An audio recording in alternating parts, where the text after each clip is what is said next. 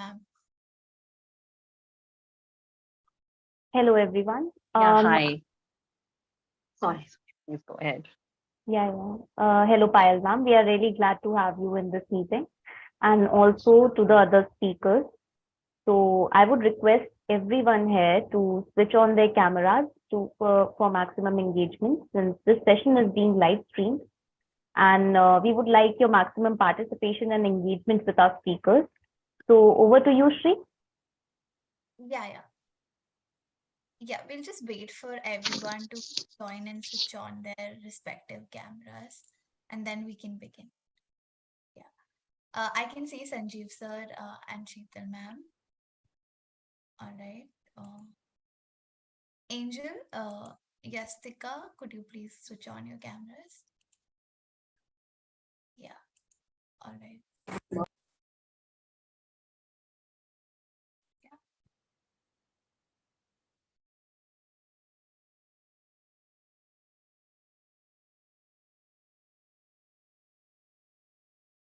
Yeah, I think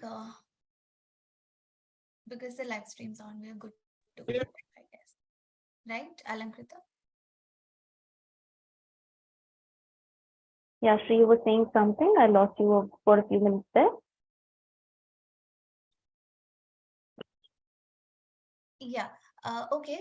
Can we do a quick audio check? Shital ma'am, could you speak something so that we can like fix the audio? Yeah. Hi. Hello, everyone. Hi. Very happy. Am I audible? Yeah, you are. Same here. Thank you. Okay. So let's just begin then.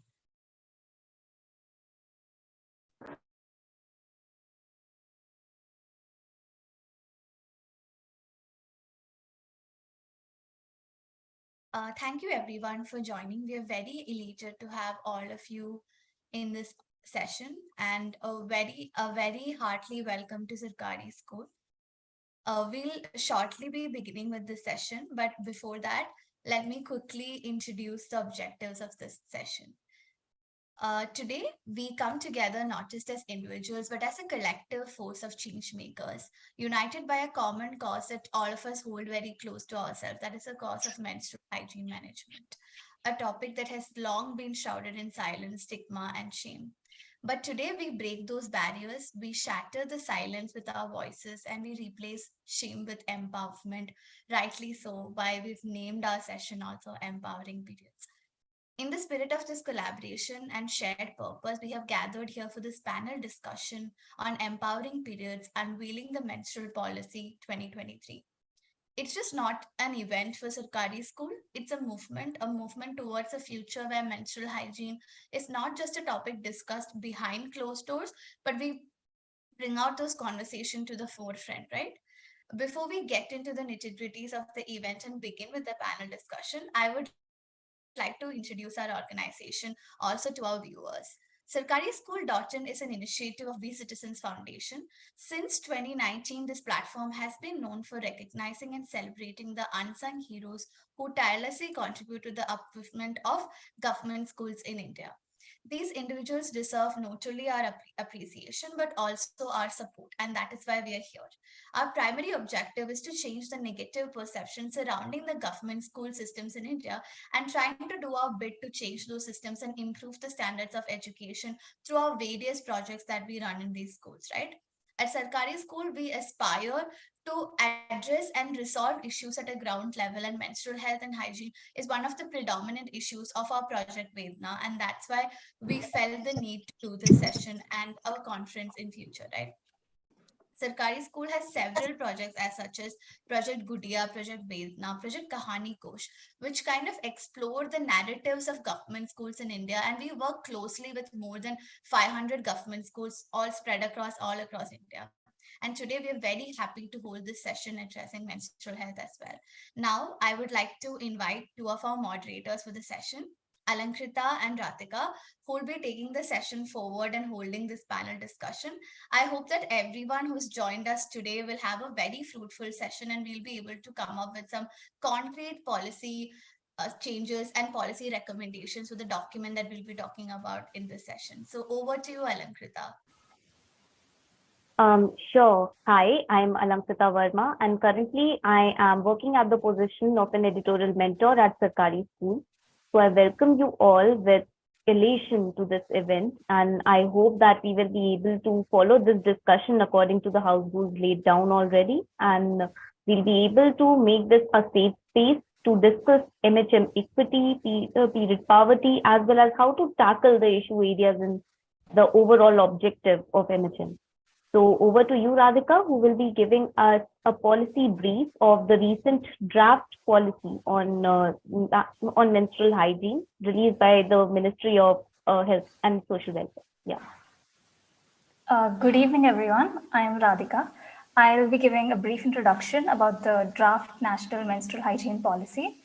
So the policy's vision is to ensure that people who menstruate are able to experience in a manner that is safe, healthy, and free from stigma. So the nodal ministry is Ministry of Health and Family Welfare, which will coordinate, supervise, and support the implementation process. The goals of this policy are to ensure access to menstrual products, create a menstrual friendly environment where everyone, including girls, women, men, and boys, have access to correct information in homes, schools, workplaces, and public spaces in order to improve their quality of life and also realize their potential in other aspects of life, and to strengthen environmentally sustainable menstrual waste disposal system. And with today's panel discussion, we hope to come up with suggestions for the draft policy in three main domains. Firstly, inclusivity regarding infrastructure, resources, whatever ground level implementations will be needed to done to ensure inclusion. Secondly, the steps that would be required to ensure climate friendly waste disposal mechanisms. And finally, steps to be taken in the education sector to ensure the first two goals. And with these things in mind, I would now like my co-moderator, Alankrita, to introduce our speakers. Thank you so much for the lovely brief, Radhika, and it was very comprehensive in mentioning and laying down all the objectives of the draft MHM, and it will set the tone for our discussion definitely. So, we are going to progress towards the first and the initial leg of this discussion, where I would be introducing the discussants, and they will be making the opening keynote speeches. So, for our first speaker, we have Angel, who has been a Chevening scholar and a consultant for gender and equity, who has been working with UNICEF and other forums. Currently, she is a consultant at KPMG, and she has contributed extensively in rural development management programs. So, and most probably, and mostly her initiatives have always focused on harboring inclusivity and period equity. She has also worked with a variety of other organizations, and I hope that she will be amenable to sharing her vision and recommendations about the policy with us. So, Angel, I invite you to unmute and please share your views.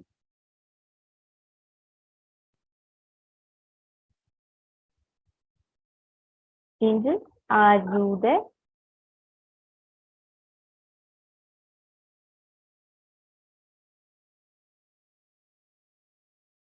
I think that we are either not able to reach her or there is some problem in the reception. So it will be very kind of you to inform Angel via text, or do inform her that we'll be moving on with the next speaker, and we can definitely accommodate her later on. So moving on with the next speaker in the session, Angel will be joining us shortly. We have Yashtika Tandon, who has worked on the crossroads of therapy and MHM education, and they work with Dr. Drama as a mental health professional. They have worked extensively in making MHM education and awareness discourse highly inclusive and a gender safe space. So, Yashtika, I invite you to unmute and share your views. Hi, thank you for that introduction. As Alankita has already mentioned, my name is Yashtika, and currently I'm working as a mental health professional, and I specialize in expressive arts therapy, which means that I provide therapy through various forms of art, to various individuals and groups. And I have a social justice lens to my practice, and I specifically love to work with marginalized women and queer communities to advocate for menstrual health education and its integration with mental health. I feel that there is a strong connection between menstrual health and mental health together, and I try to integrate these two things together through expressive arts therapy. Um, so to talk about this, I have done expressive arts therapy workshops that bring awareness about menstruation and the body's experience in it. So I believe that that I mean, we know that we not just sorry, the menstruation experience happens within the body, and it is very important to acknowledge how it feels in the body in a society that is constantly shaming menstruators. So there should be a space to process the shame that is present, and that explores the thoughts and the body's experience in it. And that's what I try to do in my work as well. So I've worked with various communities such as government school students, teenagers living in urban slums, various corporations, queer people. I've also trained teachers on how they can be more inclusive of the experiences of menstruators. My mission revolves around creating brave spaces from a feminist, intersectional, decolonized, queer reformative, and trauma informed lens that addresses the power dynamics and abuse present in our society to promote collective healing and justice. Coming to the issues that I've observed personally as a menstrual health educator, is that or observation that I have generally, one positive observation that I've noticed is that oftentimes educators have shifted to the idea of shifted from the idea of that only girls or women menstruate, and there's a new terminology which has been incorporated by many educators, which is called menstruators, and it is a very brilliant step in being inclusive of non-binary perspectives and trans experiences of menstruation. And but I would also like to emphasize that it is not just about using inclusive terminology, but it also about acknowledging the experiences of trans and non-binary people. So while educating, it is important to introduce materials um, that acknowledge trans experiences, which is very different from a person who is cis.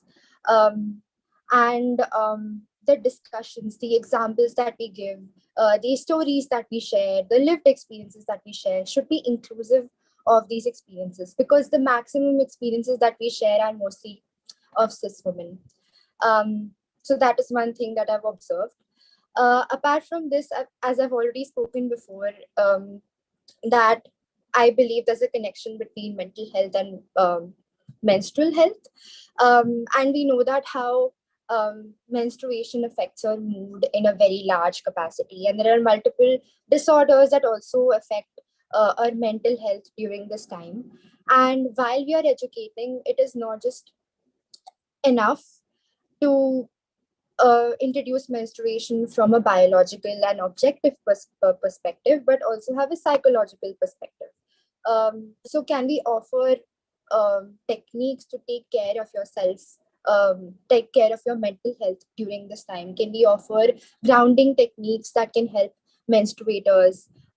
For example, grounding can look like mindfully walking around the space. It can be listening to a song. It can be being aware of what you can taste, smell, all of these different senses. There are multiple ways to ground yourself, and it looks different for each and every person.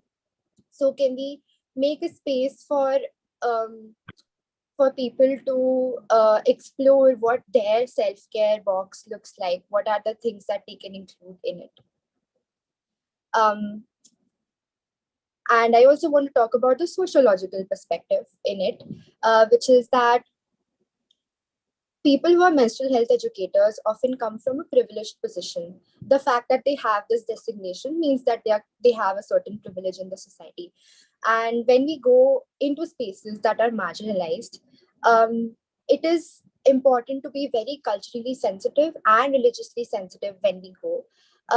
And because people who live in the urban communities or come from a certain privilege, they believe a scientific thing or an objective perspective is the truth.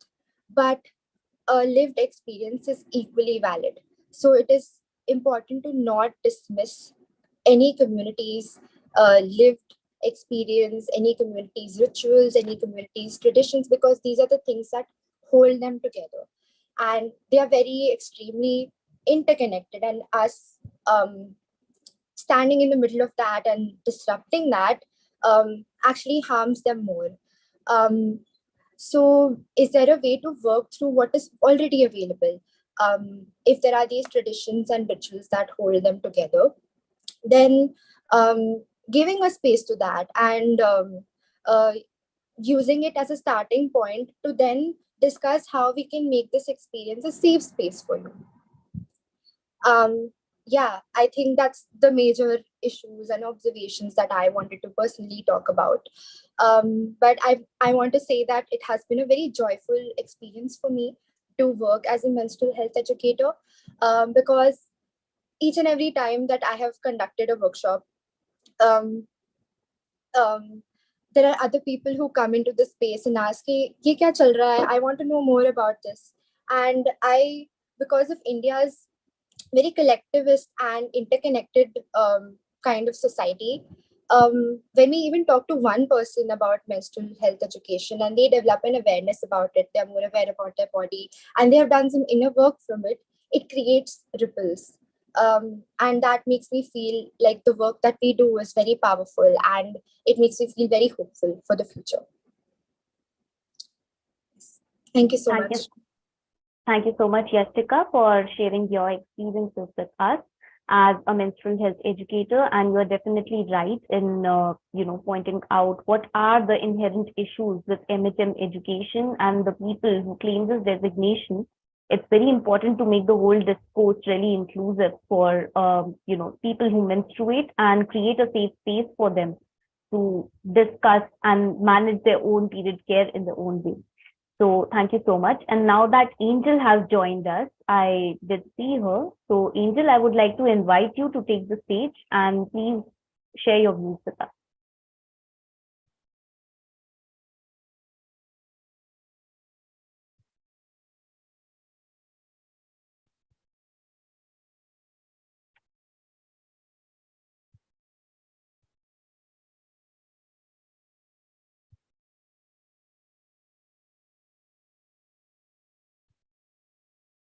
Angel, I would like to invite you again if you have connected with us right now. Okay, so I think that the issue is persisting. So we'll move on to the next speaker. I would like to invite the next speaker, Ms. Payal Saxena. And she has been a communications and social development project expert with a master's degree in conflict, security and development from King's College, London.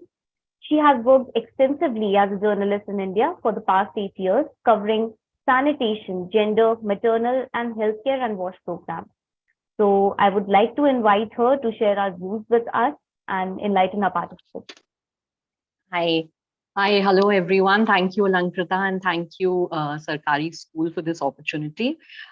Just to give a brief introduction, thank you for the introduction, Alankrita, but I would just like to expand upon it a little, if I may. So I started my career as a crime reporter. So I was basically covering terrorism and internal security and murders and whatnot and what all.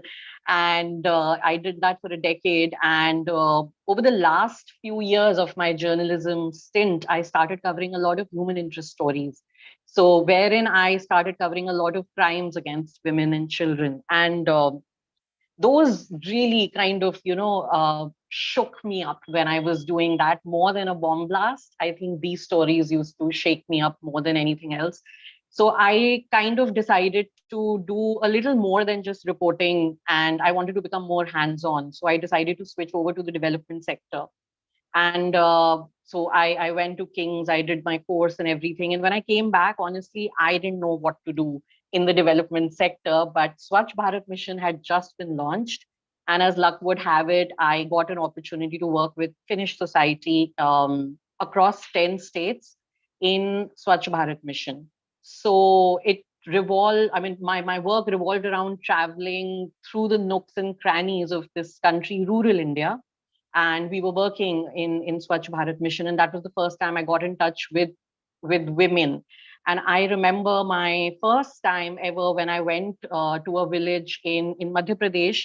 A group of women took me aside and they said, "Didi, क्या हम आपसे कुछ बात कर सकते हैं?" So I said, "Yeah." I mean, I said, "हाँ, बताइए." And then they said that, I think you have come from Delhi, and most probably you will be able to hear our appeal. We really want you to work something on menstrual hygiene. It's very difficult for us for those in those 5 days. And I was like, oh my God, how do I tell them that I'm not from the government? Like I'm a civil society member and I'm not from the government. And how do I really go about policy? And how do I bring about changes? But then after Swachh Bharat Mission, because the Ministry of Drinking Water and Sanitation also had guidelines for menstrual hygiene and management.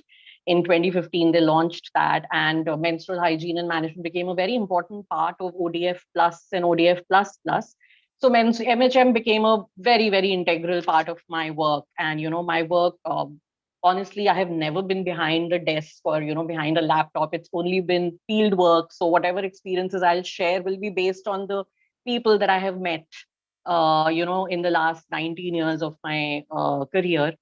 So honestly, I mean, you will find it funny, but it's sad. So what happened was when I moved from Swachh Bharat Mission to menstrual hygiene management, now I'm coming to the observations. I was consulting with UNICEF now, and I was basically heading UP, Uttar Pradesh. Like my former editor used to say that if you're covering Uttar Pradesh, you're basically covering Congo. So it was a very, very difficult experience for me, because when I was covering Swachh Bharat Mission, what I felt in the district administration was this, that because it was the government's baby, we used to be invited by the district administration for projects. There was never any problem in fund disbursement, never any issue, in doing all the work that the officials used to do. I remember we used to go for surprise raids to villages for ODF at 3 in the morning and at 4 in the morning, and the DMs used to accompany us, on their own. And I was like, wow, this is amazing. Thank God I quit journalism and I came to this sector. But unfortunately, when I moved to menstrual hygiene management, I really felt like no one wanted to recognize me, at least in UP. And when I would go to meet the district administration, then we were made to wait for hours and hours to just get a paper signed by them. And no official, especially the lower rung officials, would have any idea about funds. They would tell us that आप पैसा दे देंगे ना तो हम training करा देंगे. And I was like, it's there in the MHM guidelines. It is there on paper. So I used to take printouts and, translate. I mean, it was available in Hindi also, and used to give it to officials that, please, you have to give funds for the trainings. But of course, it was very, very difficult. And we used to also, give additional funds for something like refreshments. They would tell us that, you're holding the meeting, so you're holding the workshop. So why don't you take care of refreshments? We'll give you the space. So initially, my experience was very, very demotivating. And I used to think as to why did I even quit journalism? Because it was really demotivating me. But when I started going into the community, once the whole rigmarole of the official work was done, and, I started visiting the community when we started on field work, I was so pleasantly surprised by the welcome that the community used to give us. The women, the men, the boys, everybody used to be like, yes, we want to bring about change. Yes, we want to do this. Yes, we want to do that. So in my experience, it was like the community, like what Yashtika said, I totally agree with her that the community is always very welcoming. They want change, they want to participate, they want to know what's happening, and they will always help you in bringing about that change through the community. The problem is at the local administration or at the administration level, which, and I'm talking about 2016, 2017, 2018. I'm very glad that this draft policy has come, and it is making me very, very excited because all the loopholes that I used to come across are apparently kind of, at least on paper, been addressed here. And of course, we'll come to that discussion later. As far as one more observation that I made, and if you just allow me to share one very beautiful experience about that, is like Yashtika, I am, see, once a journalist, always a journalist. As a journalist, even after covering social development sector after 10 years now, I feel that when it comes to awareness and communication, a lot has been written about menstrual hygiene management. What has not been written about is the mental health aspect of menstrual hygiene management. Nowhere. Even the most urbane women will not talk about it. I know, I have experienced it in my circle of friends. No one talks about perimenopause. No one talks about menopause. It's like, it's so funny that when in India, like when during menarche, or when the girl is like in her teens and everything, then you're like, oh, it's a taboo. Don't talk about periods. Don't talk about this process. And when you're reaching menopause, then they don't want to talk about the fact that it's now ending. They feel that, womanhood is coming to an end, or, oh my God, will I come across as an older woman who's no longer a woman in her head? I mean, that's my analysis. That's what I have seen. So it's actually funny how we look at, the both the extremes. It's a problem when it happens. It's a problem when it doesn't happen. And, so we need to talk about both the issues. And I, with a friend of mine who is a specialized psychologist from NIMHANS, we are actually going to start a series, if at all it works out, fingers crossed. If at all it works out, we're going to start a series on the mental health aspects of, menstruation, perimenopause, and menopause, because no one has ever talked about it. And I feel that, we took like 75 years after the Supreme Court went after the government to come up with a unified, menstrual hygiene policy. Are we going to wait for another 75 years to come up with something related to mental health? For the last 100 years, we've been talking about, how you're lovely when you're fair. So, we can start with this subliminal understanding of mental health issues as well, simultaneously, along with this report, this draft policy. And I would just like to end it with a very beautiful story that I was thinking of sharing, is that once in the back and beyond of this Uttar Pradesh village, I was a supervisor of a training workshop in MHM. And the last day, everyone said that, you also take a session, because all the nutritionists and the doctors and, all the trained experts were were taking the sessions. And then I was told that, take one session at least. So I started talking about the mental health aspect of menstruation, and I started joking with them. And I said that, every month I have PMS, and when I'm sitting in office, everyone knows to not come near Payal. I'm like, I will attack you. Don't come near me. I'm like raging hormones and everything. And when I spoke about it at length, a secondary school teacher who was like in his mid 50s got up and he said that, the biggest takeaway for me from this whole session was the fact that Miss Payal talked about, the whole mental health aspect, because it's been my entire lifetime and I never understood as to why does my wife get so irritable every month, and why is my daughter following in her footsteps.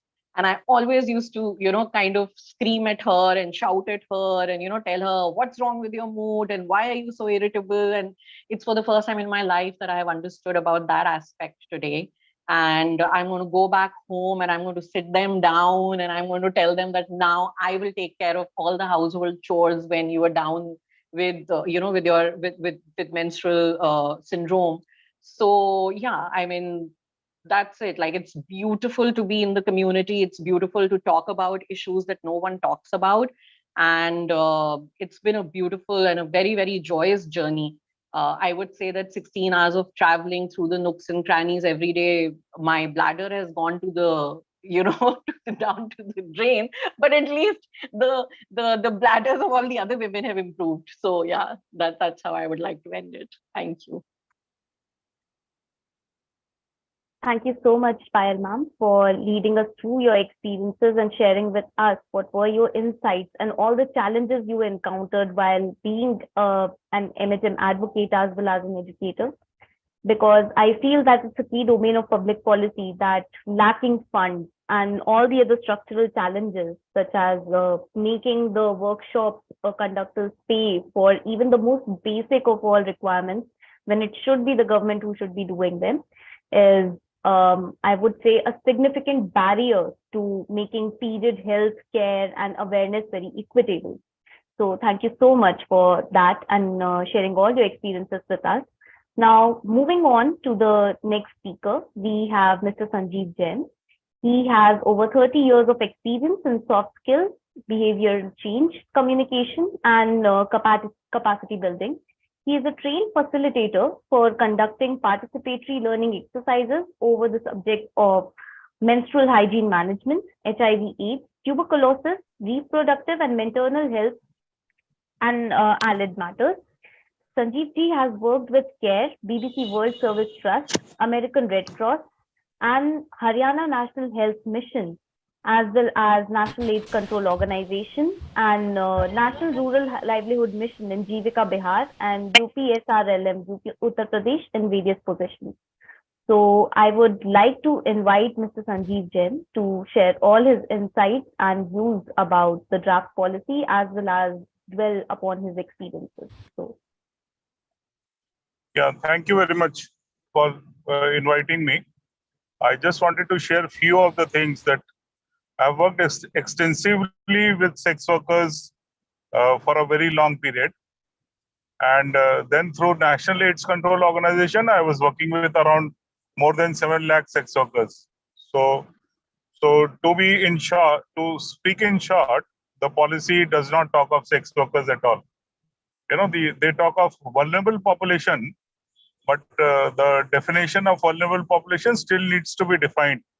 For example, they talk of prisoners, but not the other vulnerable population. So the definitions needs to be straightened up, because when the implementation will start, it has to be taken into appropriate consideration. Now, again, talking of the rural India, the logistic issues is again one big issue, because we are saying that we will provide sanitary napkins available to the people. And if you see size of India, that is 35 crore women, having menses every month, and they need support. So for that, in 2016, we were oriented to cloth-based pads, reusable and washable. And I feel that is one of the options that, we can train women to stitch their own pads at their own homes and not let the money go off to the market. The reason is that it is a necessity and hygiene is an issue. But again, water scarcity, bringing water from long places, no place to bathing. If you look at the rural India, the contexts are entirely different than what we have in urban centers. So some solutions needs to be made available so that the environment is not hurt, the water bodies are intact, and likewise the woman also gets a product which is helpful to them. So in brief, this is what I would like to share. Thank you. Thank you so much, Sanjeev sir, for pointing out the very obvious fact that even the definition of vulnerable populations who deserve MHM and period care as a right also includes sex workers. And very true, and I really appreciate your advent as well as your deep understanding of this domain. And since it's based on experience, I would like to appreciate you for all your efforts of working with these sections of vulnerable populations and bringing it to the fore so that we can definitely include it within our set of recommendations for the draft menstrual hygiene policy. So yeah, I think moving on with the session, we next have Ms. Shital Puri. She is a Delhi-based fashion designer and entrepreneur who heads the design wing of Samvaad Solutions. She also owns her boutique, Devki Fashions, which sells reusable and washable clothes pads. From past 6 years, she has been involved with capacity building among women and young girls on menstrual hygiene. And she has been an active advocate and very vocal about the inherent issues related on the intersections of gender, etc. And she has been into developing training modules on these subjects. And she has quite an eye of detail, a very rich experience of writing documents, working with people on ground, and developing video content and other content on menstrual hygiene products for social media. So I would like to invite her next to share her views. And please do let us know about your experience in working with, the target group, so that we as the participants of these sessions can learn more from you. Hello, everyone. Thanks for introducing me. My insight on this document when I went through, I just observed two main basic points which are missing. One is that the government talks about single-use plastic to be banned all around India, but at other end, government is promoting single-use plastic uh, disposable pads all over India in rural villages. They were not using these kind of products earlier. It was only our urban population which was using it, and we are facing the repercussions after using it for quite some time now, like 20, 25 years. But now we have taken all that thing, all those repercussions what we are facing to the rural India also, and we at one point of time we are talking about single-use plastic ban, and the other end we are distributing these single-use plastic pads all over India to the rural population and not educating them properly on the hygiene part of it, the health hazard part of it, and how it affects the environment, how it affects the health of a person. So, in my point of view, that should be also raised in this document.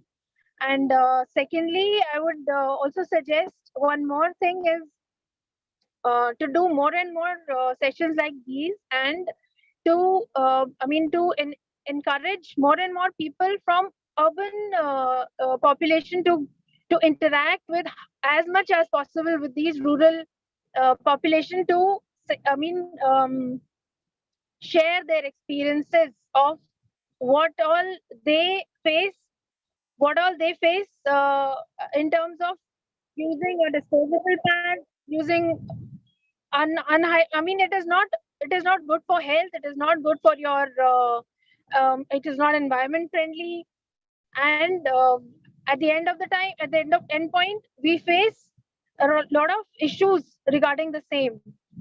So I would like more and more sessions to be held like these, and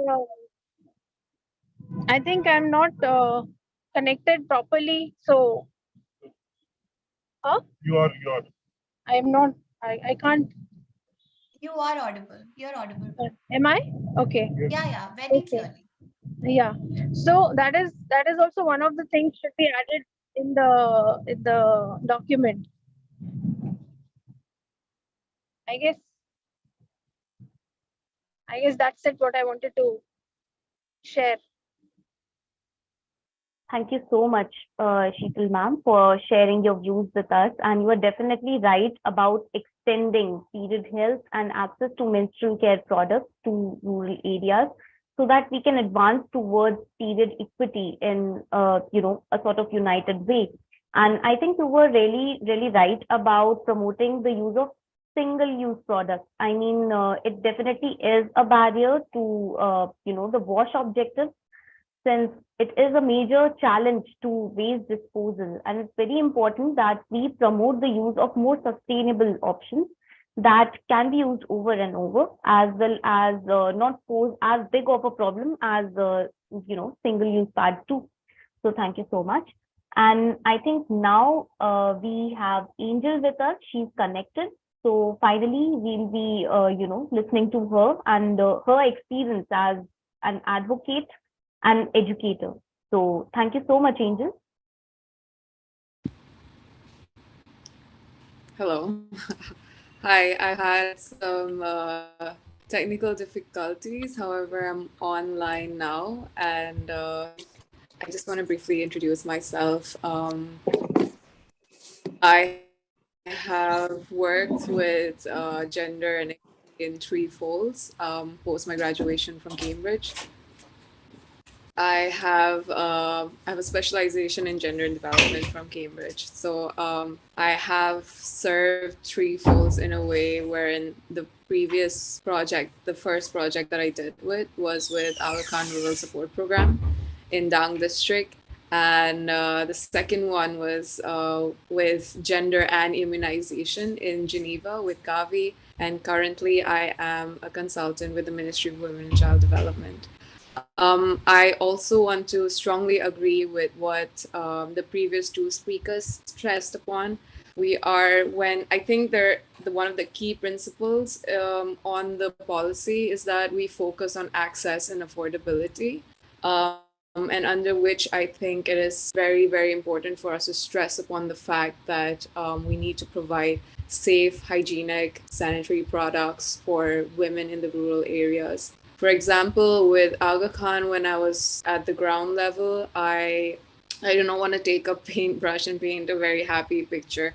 There were possibly just 0 to 1% who would talk to me about menstrual hygiene. And I spent 3 months trying to assimilate myself into the community, trying to make sure that they were comfortable with me asking questions, because all these questions did not come from them. It is a very taboo subject. We all grow up in a social-cultural setting wherein nobody talks about menstruation, including my household. And so in that kind of sphere, to launch MHM aspect to WASH was really difficult. There are a lot of contributors here who have had happy situations wherein people were like willing to speak to them about it, but this wasn't the case with me. So the project would usually, any MHM project would usually have like three folds, which is, the first one is obviously education and awareness. The second one is obviously designing a menstrual product for the women in question. And the third one is making the project really sustainable, which is to make sure that production of the sanitary products are happening within the village itself. So I think Mr. Rajiv touched upon this. I would say that I did a very deep dive into the product development. We created a community sensitive, eco-friendly washable pad. And the 99% of the women and the young adolescents were more comfortable with using cloth pads, because for 300 to 400 years, that's what women in the rural areas have been using. I do not think that we need to come into this cultural setting and try and give them disposable sanitary pads, or try and give them tampons or menstrual cups, etc.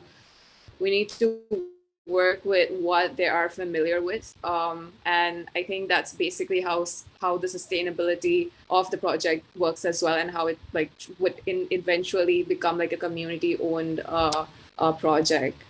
So I do recommend that we put in the fact that the menstruators be given the choice to choose whatever products that they want access to. Usually in rural areas, what I've seen is that the uptake of cloth pads are more on the larger percentage. So I think the focus could be on that as well. The second thing is, in Gujarat with my project with regards to affordability, we were looking, me and the young women who were on my team from the same community, we were looking at producing these pads within the village. The cost of production of one cloth pad, which is a foldable 2-layer organic cotton pad, would come up to about 25 to 30 rupees. And we did a consumer research wherein it was decided that the women around the region were willing to spend up to 60 rupees for the pad, to buy the pad, and which would last them quite a bit because it's rewashable, it's reusable, it's eco-friendly. They do not have to worry about environmental degradation around waste disposal.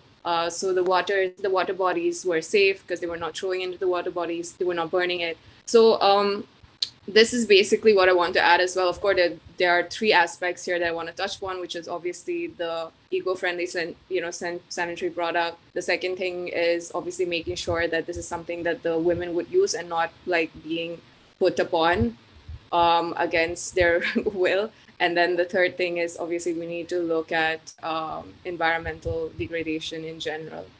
So I hope I've kept this short and sweet. And if there are any questions addressed to me, I'm willing to take on that. Yeah, thank you very much. It was perfectly within the foundations of time, Angel, and thank you so much for hinting upon and sharing the aspect related to sanitation as well as the environmental challenges which come with the disposal as well as the production of these, menstrual care products. Because I think even not calling them products but essentials would be more inclusive as well as in the keeping with the spirit of the conference right now. Because when we say product, we do attach a commercial connotation with all these aspects, as opposed to the fact that they should indeed be essentials that should be ideally tax free and more accessible for the target group to avail. So thank you so much, Angel. And I think we have the final discussant of this event for her keynote speech. I would like to invite Ms. Sagarika Deka. She is an inspiring young changemaker and the founder of a youth-based organization, Maan ki Umeed. She has a strong background in the field of science, but also has dedicated her efforts to addressing social issues and making the world a better place by empowering young people. Her organization has a team of over 80 people across India working and focusing on important topics like sex education, menstruation, and various other issues. They have so far successfully empowered several young women and men to speak openly on these topics. So, Sagarika, I would like to invite you to make your keynote speech, and after that, we'll be progressing to the first discussion round. Hi, am I audible? Yes, you are perfectly audible, Sagarika. Yeah. You may go on. Yeah, all right. Thank you so much, Alangita, for this, opportunity and also for like that very nice introduction. So I think listening to all these speakers over here, I think it's a great opportunity and also a great platform to talk about menstruation, which is so important and yet not, discussed openly about. So today in this, like I would like to discuss about few things about menstruation and about health and mental health, all included in once. Like being a woman, I menstruate every month and I understand the challenges which, many young girls face, which is not really talked about and should be acknowledged. Obviously, there is a perspective about menstruation where a lot of half of the population of our society is not getting proper menstrual product access, but then there is also one part of the society who are receiving that but yet facing issues when it comes to mental health.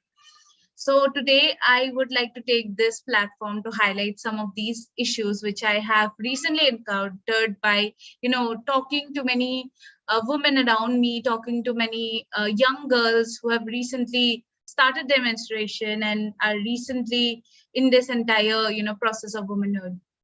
First of all, one thing I really feel about is that over the years working in menstruation and menstrual hygiene management, I feel that very less importance is given to the mental health sector, as whenever a woman goes through these menstruation in every month, a lot of changes happens in her body, be it hormonal changes or even physical changes, which happens, which nobody really talks about, which in a way creates insecurities. I have met, many women who have told me about their insecurities related to menstruation because, not having a proper menstrual flow or not having a proper, menstruation every month can lead to diseases, which give rise to very diseases like, PCODs, PCOS, many diseases like that, which tends to gain weight and shows impact on your body, which is not something which is not something which is openly talked about, and this create insecurities in many young women among the society. So I think this is one such topic which I would really like to highlight, because there are many young girls who have no knowledge about menstruation. They've just started their process, and they do not understand what is going on with their body. So I think it's very important that we include these sessions in school curriculums, especially to educate adolescent girls and boys about the importance of menstruation and hygiene. And again, about like management part, I would like to cite two of the examples of my personal encounters where I was in this village. As I belong to Assam, so there is a village in Assam which I went to, and we set up a 3-day menstrual hygiene camp where we personally talked to many women over there. And the idea about menstruation is so, the lack of awareness regarding this idea is so much that it just fears me. When I was talking to them, they were saying that alternatives of pad which they were using was leaf, ashes, or cloth, again something which is not supposed to be used by them, because obviously this has many health concerns, but nobody knows about it and nobody really talks about it, because it's still such a taboo topic to openly talk about menstruation or openly talk about periods. Even whenever we were distributing pads, we made sure that they understand about what is menstruation. We made sure that they understand what hygiene and management is. I think till then, even then, there was this hesitation which was seen among a lot of women over there, because again, menstruation is again a topic which is not openly talked about. Even for men, I think, especially people belonging to the disadvantaged societies of a community, I think even for men, such topics for women to openly talk to men is very difficult, rather than being in a much privileged background, because you can still opt for that. And even in even I've seen this, that in many families which have trouble with their finances, investing on a menstrual product or investing in buying something which is related to women's menstrual is least of their priority, because they don't understand the health aspect related to it. So I think it's very, very important to talk such things. And I know that today many change makers and many organizations have come up talking about it. But then again, as my organization primarily believes in educating and then empowering, so I think it's very important to educate people first about menstruation, the taboos related to menstruation, and most importantly the health aspect related to it, because without that, I think the change is something which is very hard to create, right? And yeah, another thing which I would like to cite is that in places which often faces flood, like in Assam, every year there are many districts of Assam who faces flood, and the condition gets really worse because there's no excess of food and no excess of hygiene or any kind of support to people for months. So I think in that situation, keeping menstruation as a priority is least of the concern, even for the government or any other thing. But whereas it should be one of the concerns, because a lot of women suffer during these disasters, and they do not get proper hygiene or even access to basic requirements.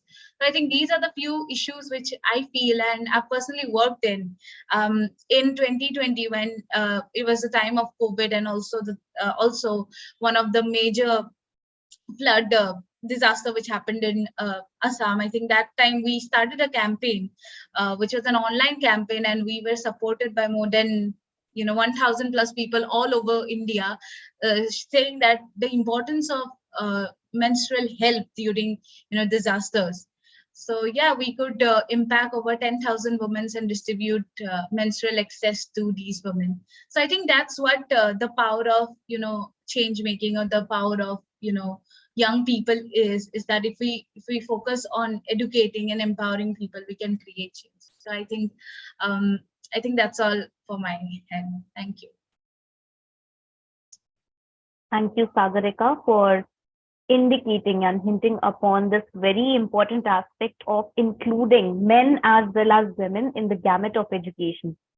Because as much as MHM deals with women and people who menstruate, it's also important that men develop that sympathy and empathy in treating this cause as a premier objective, as well as an SDG goal that encompasses objectives of gender equality, WASH, as well as education. So thank you so much, Sagarika. And now I will, invite my co-moderator, Radhika, to take over and conduct the first discussion round, which will involve the inherent and internal discussions among the panelists themselves. And maybe after that, we can open the floor for questions. So Radhika, you may take over. Thank you, Alankrita. First of all, I'd like to thank our speakers for sharing such valuable insights and personal experiences, giving us giving us an actual story of what happens on the ground. And I'd also like to thank our participants for listening so intently. So now it's time to begin. So now it's time to begin the first discussion round, where the panel members can ask questions or comment on their co-discussants' ideas. Please feel free to take the stage.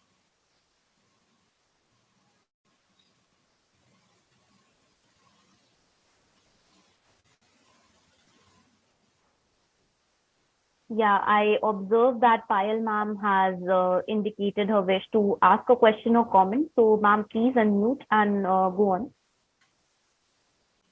Hi, thank you everyone for giving insights into this. I would basically just a few points, comments.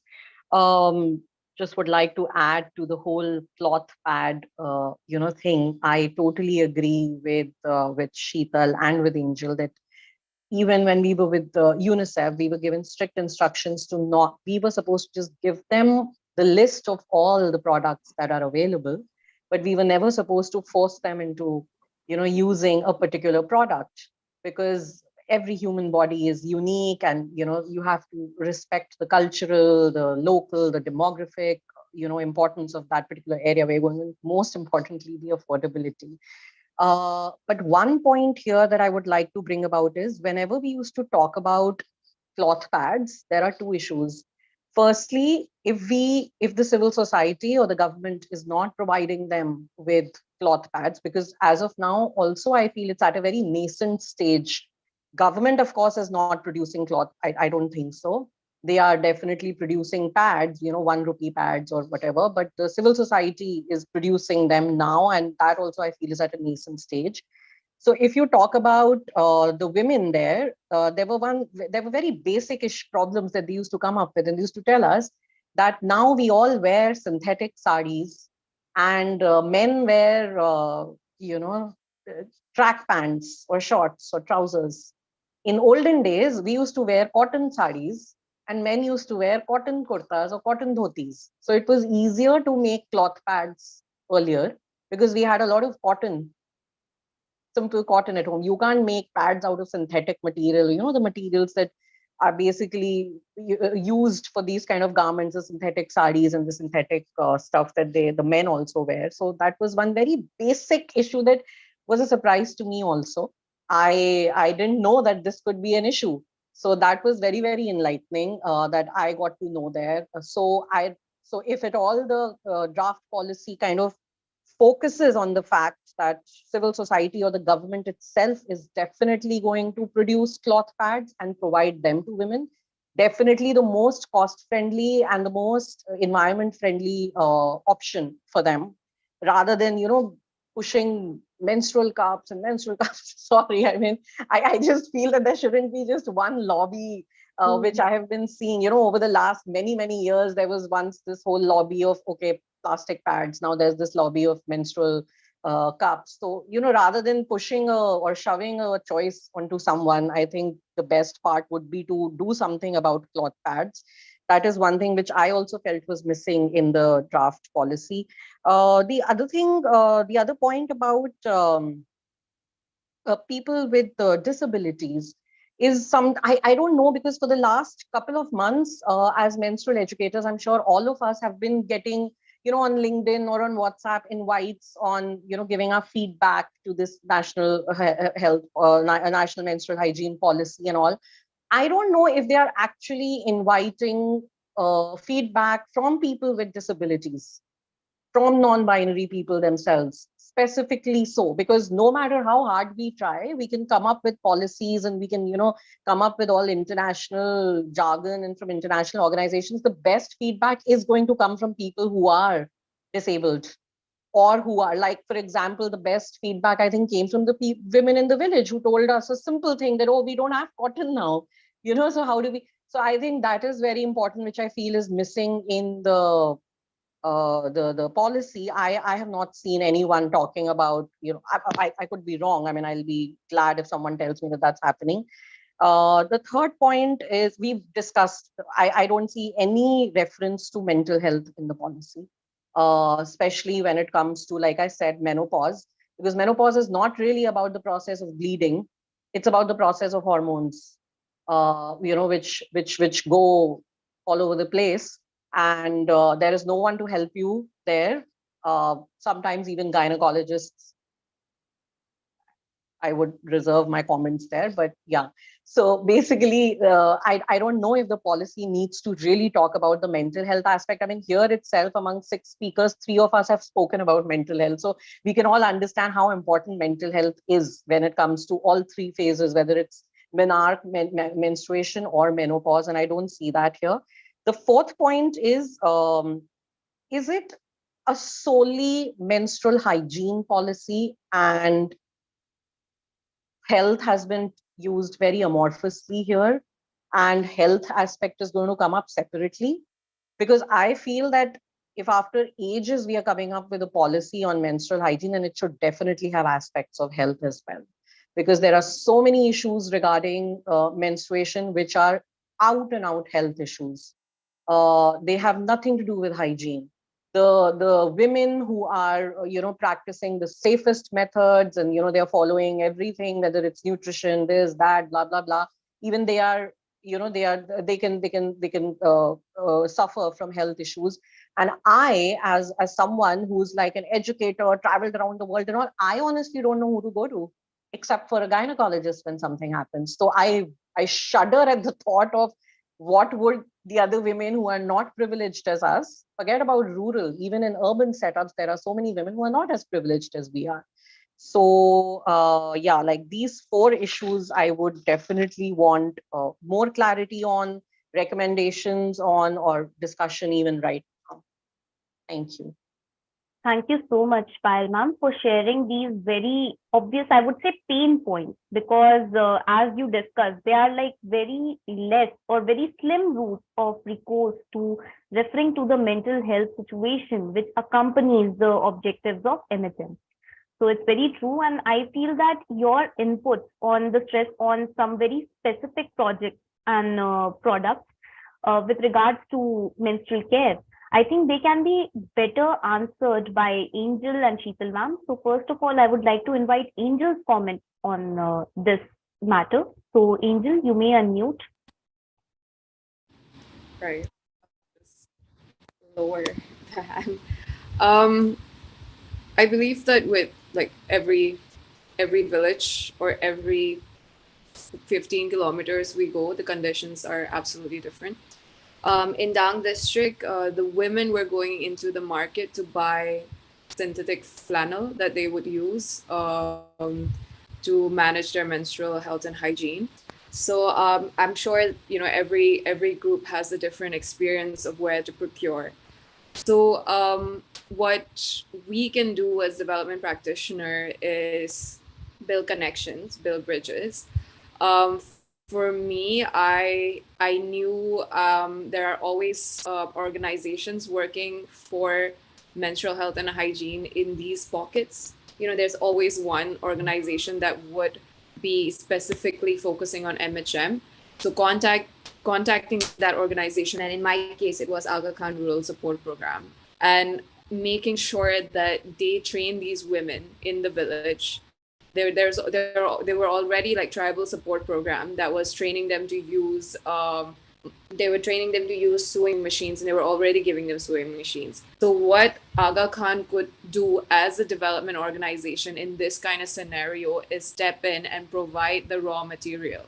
So if it was south of Gujarat, then we're talking maybe procuring from Surat, maybe procuring from Ahmedabad, but making sure these material reaches these women as a form of intervention. And women are already taking up training using the sewing machine, so they could be trained to make these cloth pads, which are one of the most popular design that I saw quite an uptake of was EcoFem's foldable cloth pad, which is a rectangular cloth pad that can be like 4 times folded and made into a pad with a clip-on the back, and it has a leak-proof layer and whatnot, and it's very inconspicuous in a way that you can hang it and it would look like any piece of cloth. It wouldn't be like standing out saying, oh, this is a cloth pad.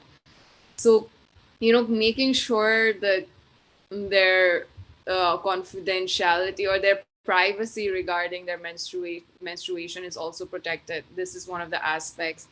So what we can do as development practitioner is to make sure that development organizations are in cahoots and in collaboration with the government to make sure, women are trained in the village itself, procurement is done, and the inputs and the outputs in terms of finances go to the women themselves. Like, for example, in Gujarat and Dangs, we were spending about 25 rupees in making these products. Each pad was costing about like 25 rupees and maybe like 15 minutes of the woman's sewing machine time. And in return, she was able to sell this cloth pad for 50 to 60 rupees in the neighboring village or in the neighboring hamlet or within her own village. And this is such an important, necessity in the women's life, that when they see something that looks comfortable to them, that looks like it is going to work, they are more than willing to shell out that 50 rupees and get this product, which is not a disposable. It's going to last them for 6 months perhaps. So in terms of like sexual reproductive health, we think that we know the best.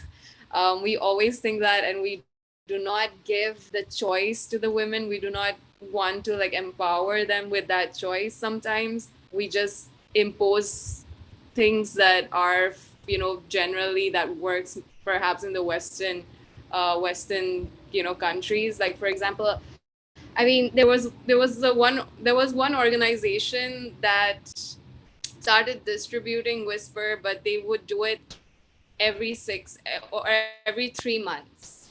So I was kind of confused in a way that maybe they don't know how menstruation works. It works in a way it's like it's a monthly thing. You can't just show up every 3 months and distribute disposable. And where are the women gonna dispose this? So I think, to close that loop of sustainability, we really need to make sure that women do not need to go far to attain these products. So it has to be 100% accessible thing for them, so that they do not resort to rags that could harm their sexual reproductive health. So I mean, basically, this is the loop that I wanted to create for my project, and which I'm happy to say that we were successful in creating because of the women themselves who were so enthusiastic. 8 women were trained, and they were trained to make these products, and they were trained to bring in about, I need to like translate this in dollar wise, but they could bring in about $3 increment to their monthly household income. So I mean, this is something that we need to work towards to make sure there is holistic, sustainable intervention, and it should be closed loop. Yeah, that's all from my end. Thank you so much, Angel, for weighing into the discussion and emphasizing the need of production as well as distribution models, which are centered in and around the requirements of people who menstruate, as well as making them the focus of the whole discourse, because This specifically deals with them. And I think what the problem Payal ma'am and even you try to bring to the fore was a top-down approach, which is very pertinent in the development discourse, that we are very, I would say, predisposed to following a certain path which has been quote unquote charted out for us. And I think in this gamut, innovation especially suffers because I think for development and even advancing the objectives of the MHM, we need to ask the people who are experiencing it what do they want instead of coming in with our own perceptions of what they must want. Yeah. So I think that on the design end and on the product diversification end, we have Shital ma'am, who is especially dealing with the production and innovation part on these projects because her own enterprise, Devki Creations, it emphasizes on this model. So I would like to invite Shital ma'am to share her views on this and maybe also weigh in what we can do better to advance this situation and tackle the very, I would say, one track mind, or let's say a one track process with which we have been following the dissemination of menstrual care products. So Shital ma'am, please unmute and share with us. Yeah. First of all, I would like to emphasize upon our training sessions, what we take and what we observed when we went to the villages. Till now, during these 6 years, we have covered almost 7 states of India, when rural villages like Gadchiroli and in Gujarat like Valsad, very far Balaghat. It's very interiors of all the states. So, as Ma'am Payal said that cotton is not available, I would beg to differ from her on this point, because if whenever we went for sessions on training sessions, we do a twofold session. First of all, like training these women on menstrual hygiene part of it, how to manage it, and then secondly, we train them on how to make these cloth pads and use them. And then we identify women from the village who can stitch, even women who can stitch with needle and thread, not essentially on machine, can also take part in the session and learn how to make a pad. So that first and foremost thing is she makes a pad for herself, and then she starts advocating about the pad in her family, and then she starts advocating the pad in her community. So we identify, first of all, a group of women, like 10 to 15 women in village who are interested in learning the art of making a pad, and train them, first and foremost, train them about the menstrual hygiene and management part of the thing. What is menstruation, basically, why it happens, and breaking the myth around the thing that the blood is bad and menstruation is bad and they should be, thrown out of their houses during those 4 days and forced to live in huts. These all practices they should, I mean, raise their voice against, and they should be the first person to oppose these kind of traditions, which are not very good for them also, and for the family also, and for the coming generations also. And then we come to the second part, is training them how to make the cloth pads. Again, if I talk about Ma'am Payal's point that we should not force a product on them. Yes, I agree that we should not force a product on them. We talk about different products, what are available in the market, like menstrual cups are available in the market, and tampons are available in the market, disposable pads, cotton pads, shaped cotton pads, and square cotton cloth pads. Everything is available in the market, and it's their choice, after listening to what is good for their health. Then we talk about the threefold thing, is what is good for their health, what is good on their pockets, and what is good for the environment. All three aspects discussed and elaborated to them. Then they are free to choose.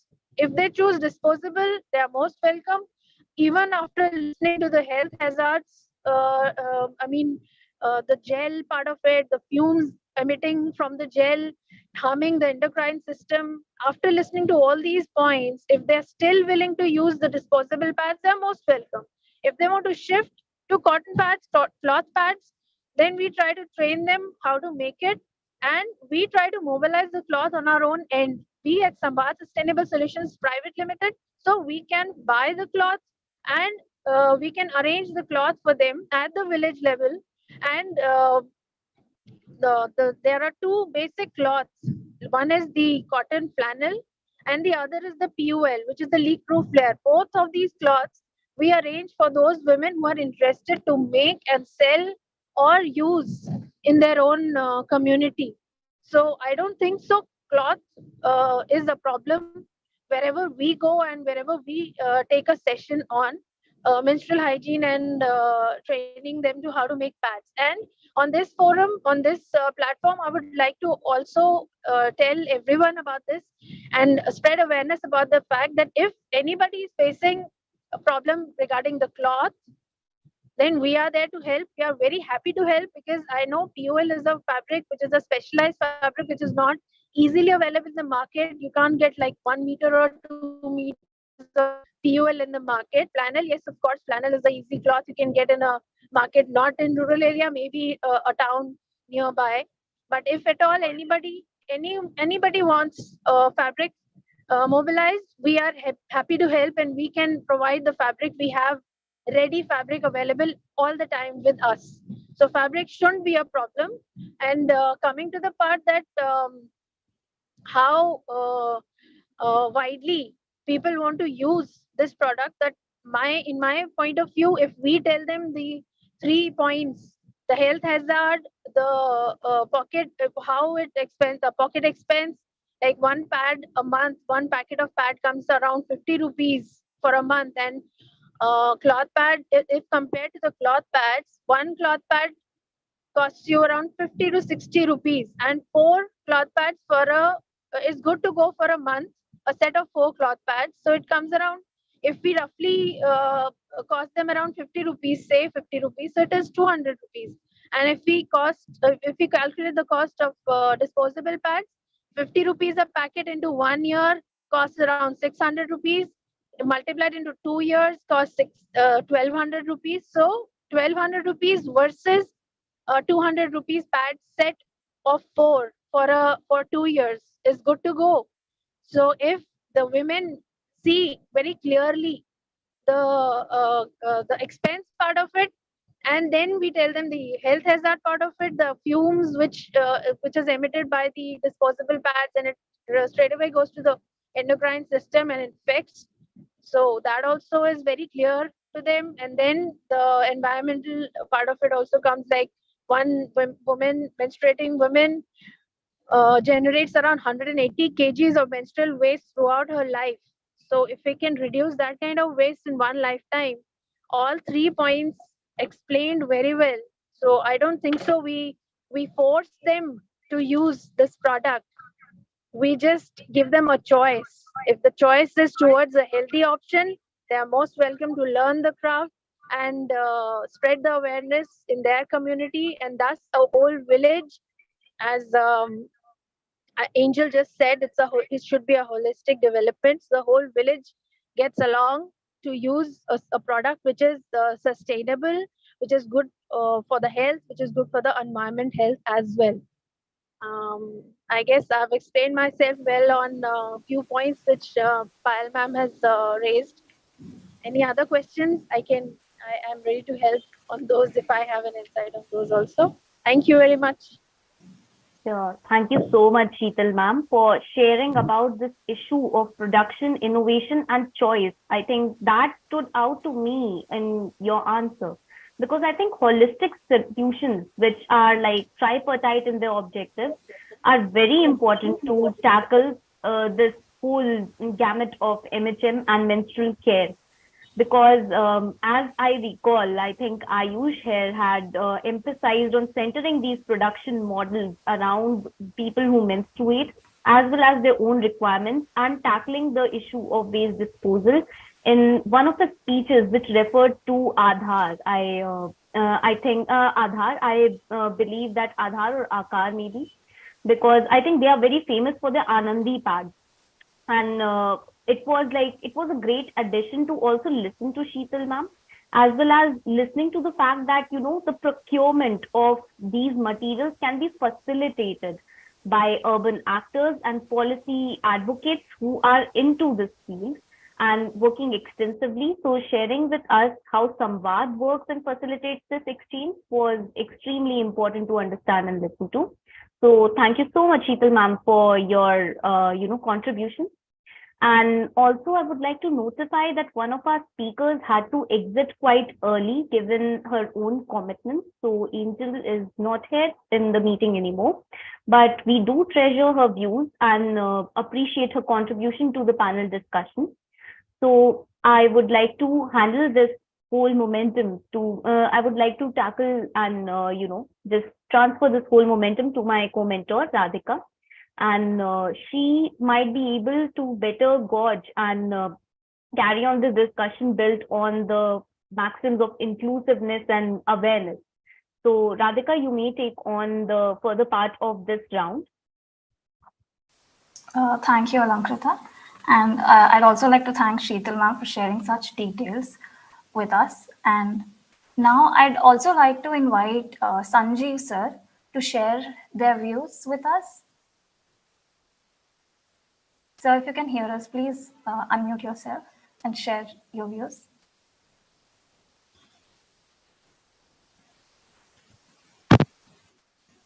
Yeah, I'm driving, so I'll share my thoughts as well. See, the policy needs to talk also about the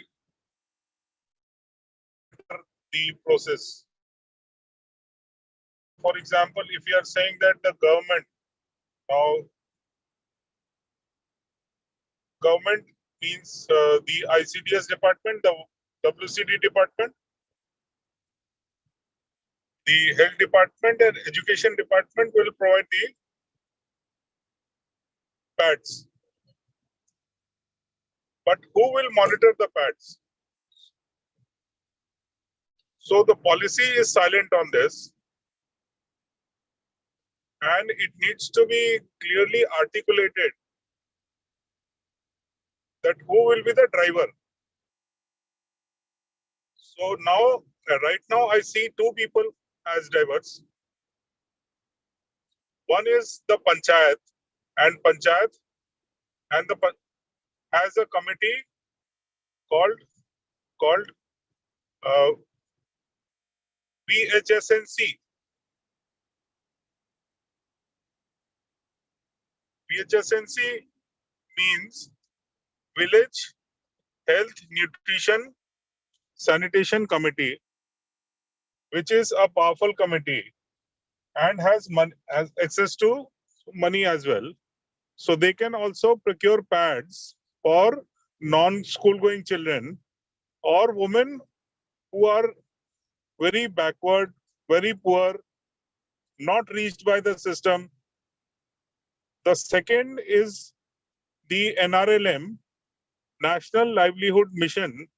Now they have got self-help groups at the village level and could be the great advocates and monitors to see that the policy is appropriately implemented and the pads are provided to the girls, to the women who are needing it.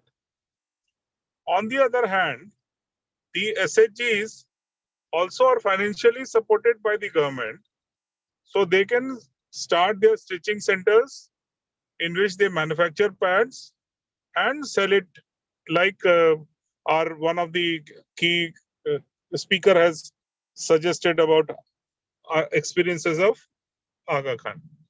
Thank you very much. Thank you so much, sir. Can you also share your experience about your experience with the sex workers and what problems specifically they face, and how Samvaad reaches out to them and other vulnerable populations as well? Samvaad is again the company we have formed to train people, to bring material at low cost from various parts of India, stock it, and and then provide it at very small quantities. Now, I'll give you the example. When we procure flannel, like Shital was saying, it is either 54 inches or 57 inches, while in the market you will get only 44 inches cloth.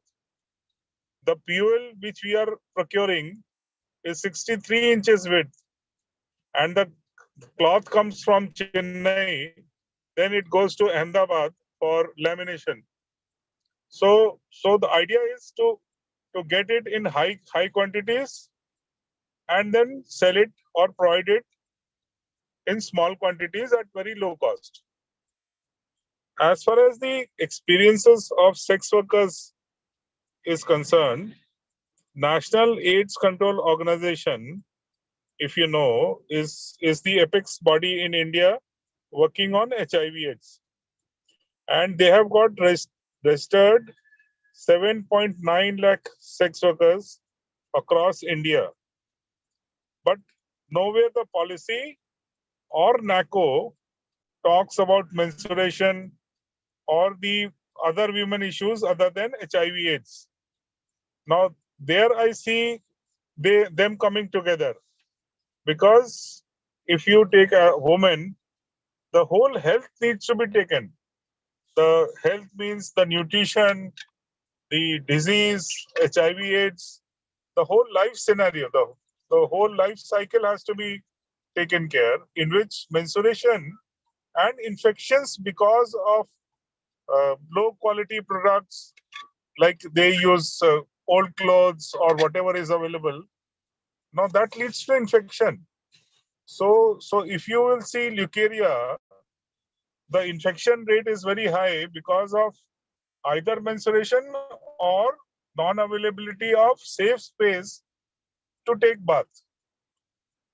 So these are all connected, which needs to be actually addressed through some mechanism.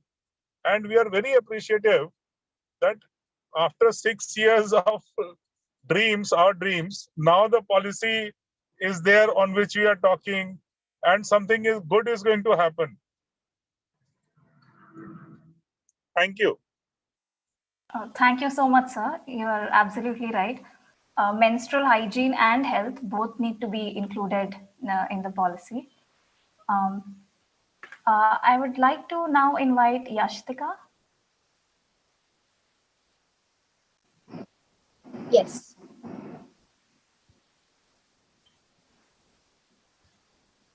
Is there anything specific you'd like me to focus on?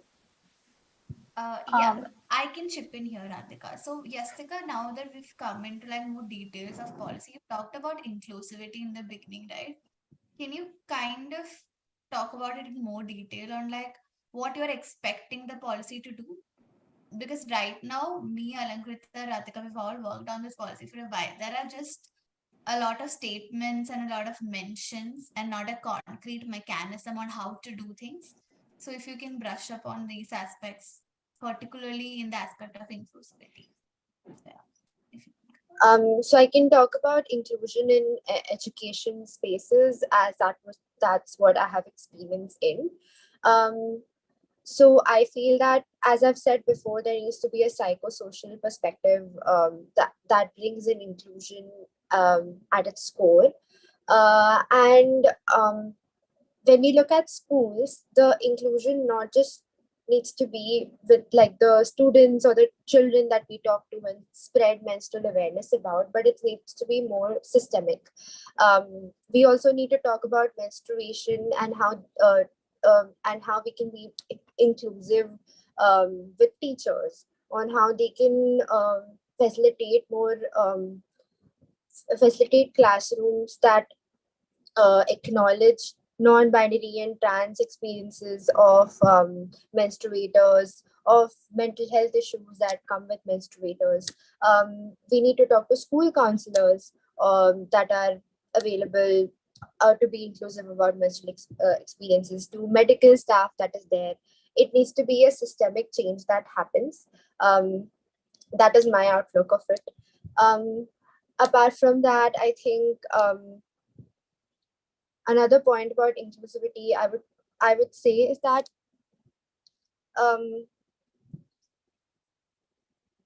sorry, I lost my train of thought. Yeah, I'm sorry. I think this is what I'll close with now. Thank you so much.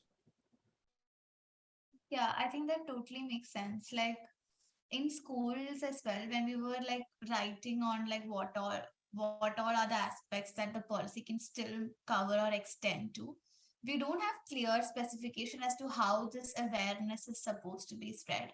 Are these going to be about lectures taken by teachers who also have a lot of taboo, who also come from that context of like separating the male classmates from the classroom and then taking a lecture or spreading awareness on menstruation? So how will it pan out in a classroom where, inclusivity in all that terms? And also, if you're not moving on to another speaker, like, can I talk briefly about one aspect that all of us discussed? Mental health, but mental health in schools. Like all of us have counselors in schools as well. Now that that aspect is covered in most schools, we have a counselor to deal with like whatever problems and these adolescents are facing and everything. But can any of you like talk about like how the policy doesn't mention mental health at all, but doesn't mention how a kid is supposed to tackle menses as well, right? The first time that they're getting their period. So if someone can talk about it and extend on it, that would also be great. Yeah, yes, Payal.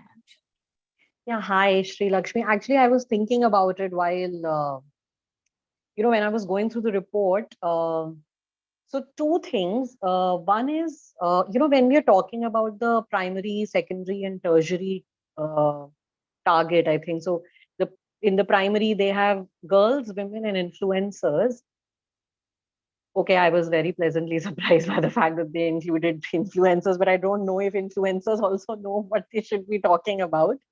There is this section of mass media, which is like the tertiary, which comes in the tertiary target thing.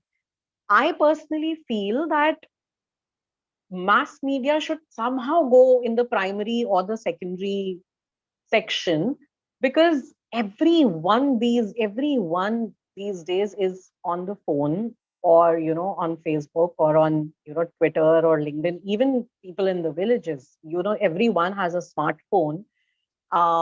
If we just talk about visuals, if we talk about print also, I feel that mass media has so much responsibility to keep talking about it. Like, just keep at it. It's like something where mass media will have to be very, very patient and keep at it to talk about all the issues, whether it's mental or related to, menarche, or how a girl is going to tackle, menses when it starts. Because here I feel everybody needs to know what's going to happen and how I'm going to manage my periods, whether it's an urban setting or a rural setting. And in this case, I don't see we shouldn't, it shouldn't be just about women and girls. Everybody in the family needs to know about how to handle menses, whether it's the brother, whether it's the father, whether it's, if there are joint families in villages, then, it goes up to like even the mamas and the chachas, they should also know how to tackle everything. So it's like the whole setup has to change. And I think that mass media should really be focused on when we talk about everything, whether it's handling of menses, whether it's mental health, whether it's how to deal with a girl, whether the girl, to teach the girl how to deal with the other family members or school and whatever. So there I feel it's very important. The second thing, which actually I just totally forgot to talk about, the last 1 year, I was basically working with YouTube on health misinformation. And I was shocked to see the kind of the millions and the billions of videos that are there on YouTube with millions of views that are talking utter crap about menstruation. And where are those millions of views coming from on those videos on menstruation, which are totally wrong and false? And, it was our job to block those videos, but then how many videos can you block?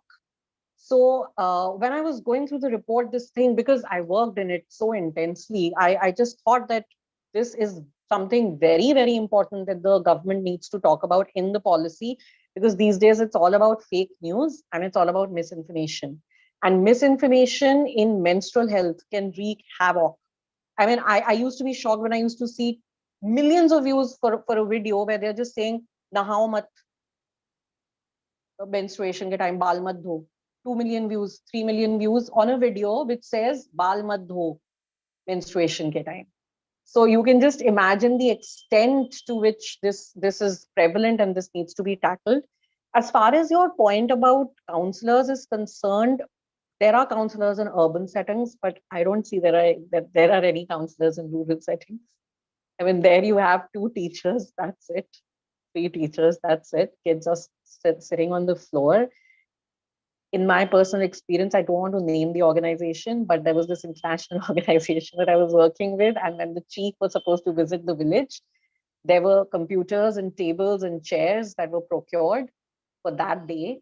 And they were placed in the school, and the kids got very excited and they felt, oh, wow, now we have chairs and tables and computers and whatnot and what all. And there was a menstrual hygiene lab that was created in the school. And the very next day, when the chief's visit was over, everything was removed. So, I mean, and you talk about how will a girl know on how to tackle menses and, mental health and all. 65% of India's population still is in rural India. So I, like you mentioned earlier, I feel that the report on paper looks great. I'm very happy to, see all the important terms and the names and everything mentioned here. But what about it being implemented? How about it being implemented at the ground level? And like Sanjeev sir said, who is going to, this is again one point that I missed in the beginning. What about the monitoring and evaluation? Who is going to monitor it? They have come up with 3 committees on menstrual hygiene at national, state, and district level. Okay, national and state, I understand.